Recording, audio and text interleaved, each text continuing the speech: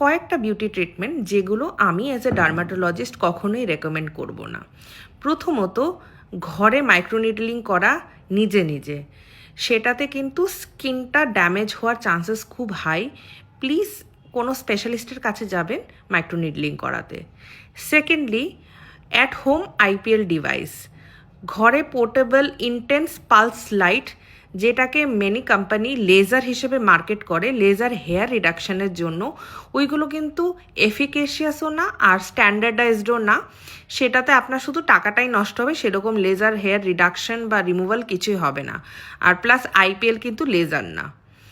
Thirdly, collagen cream, collagen boost করার জন্য স্কিনে। দেখুন, কোলাজেন ক্রিমে যে কোলাজেন মলিকিউলগুলো আছে সেগুলো যথেষ্ট বড়, ওইটা সহজে স্কিনে পেনিট্রেট করতে পারে না, ওরা শুধু টেম্পোরারিলি একটা হাইড্রেশন প্রোভাইড করে। অ্যান্ড লাস্টলি, মেকানিক্যাল এক্সফোলিয়েশন বা ফিজিক্যাল স্ক্রাব ইউজ করা মুখকে এক্সফোলিয়েট করার জন্য বা বডিকে এক্সফোলিয়েট করার জন্য, তাতে কিন্তু এগ্রেসিভলি করলে স্কিনে ড্যামেজ হতে পারে। সো দ্যাটস অল, ভালো থাকবেন, বাই।